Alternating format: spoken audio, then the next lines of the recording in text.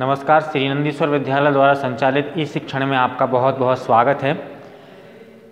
बच्चों, आज हम क्लास 10th हिंदी सामान्य इसके अंतर्गत अध्याय जिसका हम अध्ययन करने वाले हैं, आज पढ़ने वाले हैं, मेरी जीवन रेखा। इसके लेखक हैं महावीर प्रसाद द्विवेदी। द्विवेदी काल का आपने यदि नाम सुना हो हिंदी गद्य साहित्य में, द्विवेदी युग यानी कि आपका भारतेंदु युग के बाद, चाहे वो पद्य साहित्य हो और चाहे गद्य साहित्य हो, दोनों में ही ये उभयनिष्ठ रहा है। उभयनिष्ठ इतिहास का एक काल है भारतीय इतिहास साहित्य का। तो उसमें महावीर प्रसाद द्विवेदी का एक विशेष स्थान है और ये चिरपरिचित सुप्रसिद्ध लेखककारों में बहुत अपना स्थान रखते हैं, बहुत प्रसिद्ध स्थान रखते हैं, महत्वपूर्ण स्थान रखते हैं। तो इनका जो आज हम पाठ पढ़ने वाले हैं, ये एक आत्मकथात्मक निबंध है जो उन्होंने आत्मकथा के रूप में अपने निबंध को, अपने विवरण को पिरोया है। तो जो निबंध लिखा है वो आत्मकथात्मक यानी कि स्वयं के बारे में उन्होंने बताया है। इसके अंतर्गत आज हम पाठ के परिचय, लेखक परिचय और साथ ही गद्यखंड की जो कुछ व्याख्या हैं वो व्याख्या हैं यहाँ पर आपके लिए हम प्रस्तुत करेंगे। तो सबसे पहले महावीर प्रसाद द्विवेदी के जीवन काल पर थोड़ा सा प्रकाश डाल लेते हैं कि आखिरकार इनकी क्या क्या उपलब्धियाँ रहीं, क्या शिक्षा, इनका जन्म कब हुआ और कब मृत्यु, आदि कुछ इनके जीवन परिचय के बारे में प्रमुख बिंदु आपके सामने हैं। तो महावीर प्रसाद द्विवेदी जी का जन्म 1864 ग्राम दौलत ईस्वी में ग्राम दौलतपुर जिला रायबरेली उत्तर प्रदेश में हुआ था। इनकी प्रारंभिक शिक्षा के उपरांत ये बम्बई चले गए। वहाँ पर उन्होंने संस्कृत, गुजराती। वैसे मैं आपको बताना चाहता हूँ कि द्विवेदी युग में एक जो बिंदु है प्रमुख, वो बहुत इम्पोर्टेंट है। दो, पहला एक तो इन्होंने 1903 में सरस्वती पत्रिका, एक प्रमुख रूप से हिंदी साहित्य की एक प्रतिष्ठित पत्रिका थी जिसमें प्रत्येक विधा के लिए एक विशेष स्थान दिया गया और हिंदी पद्य साहित्य और गद्य साहित्य दोनों का जो संवर्धन हुआ, वो जो विकास हुआ, एक अभूतपूर्व परिवर्तन के साथ वो सरस्वती पत्रिका का संपादन कार्य उस समय सन 1903 ईस्वी में उन्होंने संभाला था। उस सरस्वती पत्रिका का संपादन किया। उस कार्य संपादन के लिए बहुत जाने माने अपना परिचय रखते हैं।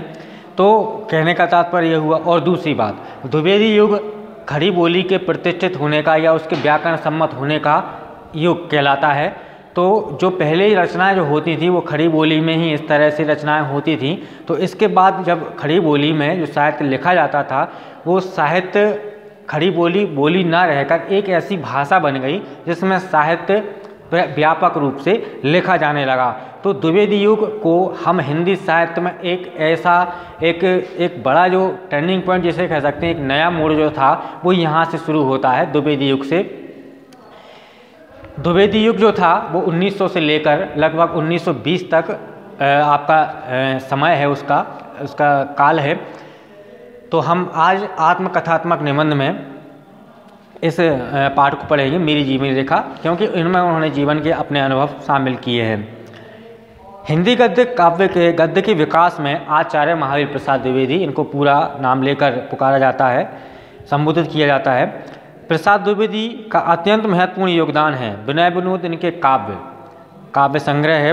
विचार विमर्श, साहित्य संदर्भ, नेसद चरित्र चर्चा, अद्भुत आलाप, साहित्य सीकर आदि इनके प्रमुख जो रचनाएं रही हैं, उनको आप नोट कर लीजिए। अब हिंदी साहित्य में महावीर प्रसाद द्विवेदी का मूल्यांकन तत्कालीन परिस्थितियों के संदर्भ में ही किया जा सकता है। आप सब जानते हैं कि जिस समय द्विवेदी युग था उस समय भारत आज़ाद नहीं हुआ था, भारत अंग्रेज़ों का गुलाम था, पराधीन था। तो उस समय की जो तात्कालिक परिस्थितियां थीं, जो सामाजिक परिस्थितियां थीं, वो कई प्रकार से आर्थिक विषमता और कई विचारों की जो वैमनस्यता थी, उस तत्कालीन परिस्थितियों में जो भारत के लिए जो आवश्यकता थी, तो क्या है कि जो स्वतंत्रता के लिए अपना जो प्रारंभिक जो लड़ाई लड़ी जाती थी, जो संग्राम था, वो उस समय साहित्य बहुत उपयोगी रहा और साहित्य का सदैव ही इस अपने जो भारतीय इतिहास में बहुत ही महत्वपूर्ण योगदान रहा है। तो हिंदी साहित्य में महावीर प्रसाद द्विवेदी का मूल्यांकन तत्कालीन परिस्थितियों के संदर्भ में ही किया जा सकता है। वह समय हिंदी के कलात्मक विकास का नहीं, हिंदी के अभावों की पूर्ति का था। आपने ज्ञान के विविध क्षेत्रों इतिहास, अर्थशास्त्र, विज्ञान, पुरातत्व, चिकित्सा, राजनीति, जीवनी आदि सामग्री लेकर हिंदी के अभावों की पूर्ति की। महावीर प्रसाद द्विवेदी के कृतित्व से अधिक महिमामय उनका व्यक्तित्व है। तो हम आज जो उनके बारे में यहाँ पे जो चर्चा कर रहे हैं, तो उनके आत्मकथा के रूप में जो निबंध लिखा गया है उसकी बात कर रहे हैं। तो उन्होंने अपने जो अनुभव हैं वो अनुभव, अपने जीवन के कठिन अनुभव या सरल अनुभव जिस तरह के रहे वो आपके साथ साझा किए हैं इस पाठ में। तो चलिए हम थोड़ा सा केंद्रीय भाव देख लेते हैं।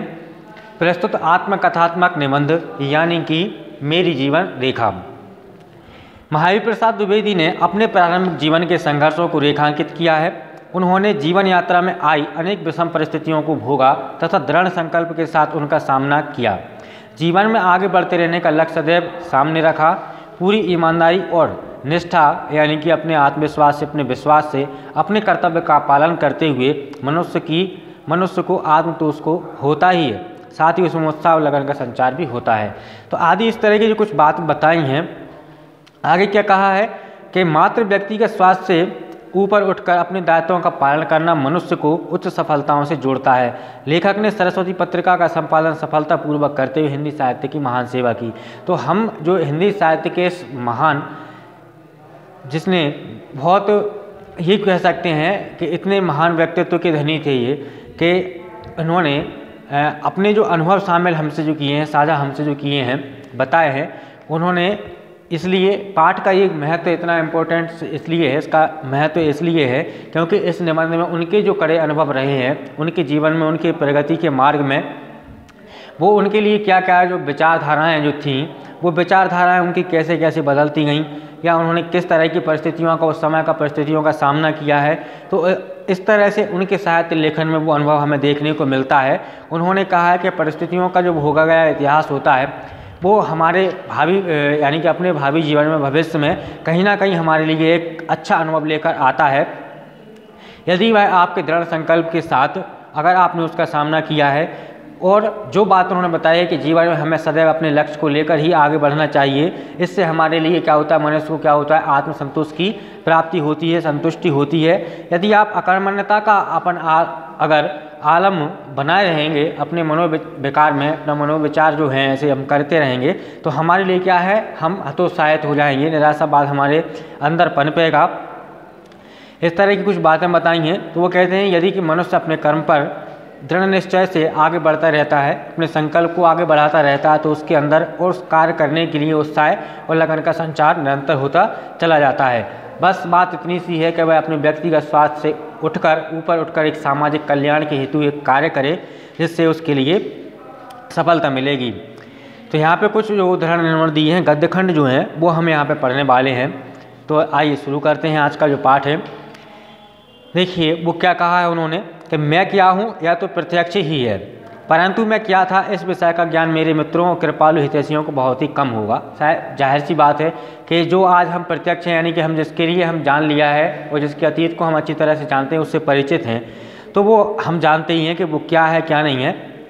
लेकिन उन्होंने क्या कहा है कि परंतु मैं क्या था, लेकिन इसके लिए कुछ जो गुजरा हुआ कल रहता है कि कौन क्या था क्या नहीं है। जो अपने आत्म परिचय के बारे में हम यदि किसी को ना बताएं तो कोई हमारे बारे में इतनी पहचान कर भी नहीं सकता है, किसी को पता भी नहीं होगा।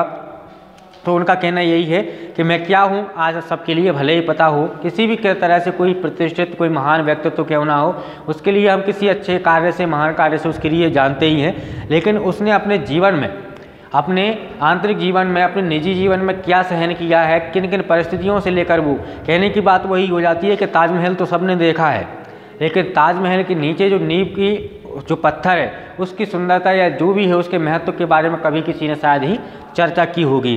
तो इस तरह की कुछ बातें हैं कि सफलता जब किसी को हासिल हो जाती है, कोई सफलता के सिरमौर पर, उसकी चरम सीमा पर पहुंच जाता है, तो हम उसकी महानता का बखान करने लगते हैं। लेकिन वो कहाँ से, कैसे, किन रास्तों से लेकर किन समस्याओं का सामना करके वो वहाँ तक पहुँचा है, तो आदि इन बातों के लिए हम कभी पहचानने के लिए प्रतिबद्ध नहीं हो पाते।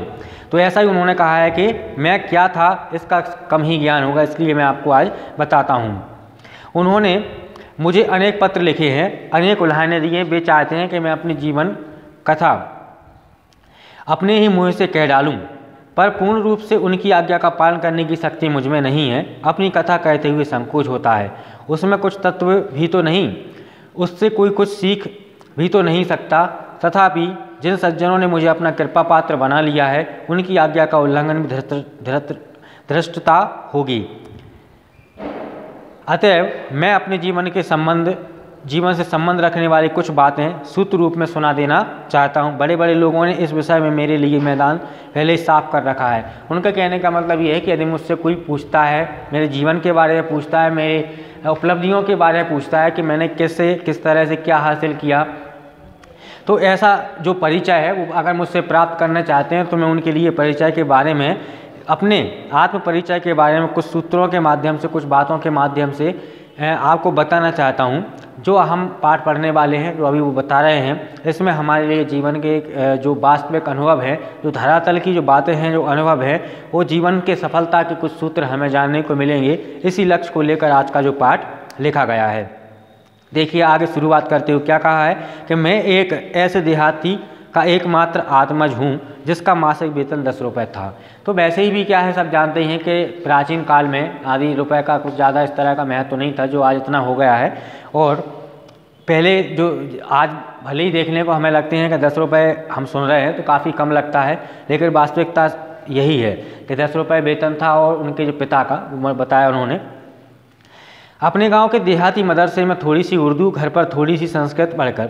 अब देखिए आज क्या है, आधुनिक परिस्थितियां जो है, विज्ञान ने काफ़ी प्रगति की है पढ़ने को लेकर, किसी भी क्षेत्र को लेकर हो, चाहे वो कृषि क्षेत्र हो, संचार का क्षेत्र हो, शिक्षा का क्षेत्र हो, चिकित्सा का क्षेत्र हो, राजनीतिक, सामाजिक, धार्मिक आदि कुछ भी क्षेत्र हो, तो विज्ञान ने हर एक जगह पर अपना वर्चस्व बढ़ाया है। तो लेकिन पहले इतना नहीं था। हमारा भी अपना देश जो था, अपना राष्ट्र जो था, वो भी इतना उसका जो संबल था वो इतना नहीं हो सका था जो आज हो सका है लगभग। तो पहले क्या है, देहाती पढ़ाई लिखाई होती थी इस तरह से, वहाँ पे मदरसे वगैरह में जो आजकल पढ़ाई होती है उनमें वैसे विद्यालय कुछ इस तरह के थे नहीं। तो वो उन्होंने अनुभव बताए यहाँ पर। तो वो उसमें कहते हैं कि मैं थोड़ी सी उर्दू वगैरह, संस्कृत घर पर थोड़ी सी पढ़ लिख कर 13 वर्ष की उम्र में है इस तरह से, और वो भी कहाँ, रायबरेली में 26 मील दूर, वहाँ से अपने उनका जो गांव था वो रायबरेली उत्तर प्रदेश में, वहाँ पे जहाँ पे उनका जन्म हुआ था, जो बताया है इस पाठ में। तो मतलब जहाँ पे ग्राम दौलतपुर था, वहाँ से वो 26 मील दूर, अगर आप 26 मील को लगाएं तो लगभग आपका कितना हो जाता है, कम से कम 50 किलोमीटर तो समझ लीजिए फिर भी। तो इतने दूर आजकल हमारे यहाँ पर जो इतना होता है कि 2-3 किलोमीटर बहुत ज़्यादा होता है पढ़ने लिखने के लिए, और सभी जगह शिक्षा की ठीक ठाक व्यवस्था है। रायबरेली के जिला स्कूल में अंग्रेजी पढ़ने के लिए गया। अब वहाँ पे देखिए क्या है, उनका छात्रावास में रहना या स्कूल की कैसी परिस्थितियों से सामंजस्य करना। वो बताते हैं कि आटा दाल से पीठ पर लाद कर ले जाता था और 2 महीने के बाद 2 महीने फीस देता था। दाल ही में आटे के पेड़े या टिक्कियाँ पका करके पेट पूजा करता था। रोटी बनाना तब मुझे आता ही नहीं था। संस्कृत भाषा उस समय स्कूल में अछूती समझी जाती थी। तो इस तरह की उनकी क्या है, जीवन की जो प्रारंभिक समस्याएं थीं। अब शिक्षा वहाँ से शुरू होती है, मूलभूत आवश्यकता तो सबसे पहले मनुष्य की वही है, वहाँ से शुरुआत करता है अपने जीवन की। तो ये कुछ उनके अनुभव हमने शुरुआत कर ली है उनकी, और अगले वीडियो में आप इसके शेष पाठ को समझेंगे। बहुत बहुत धन्यवाद।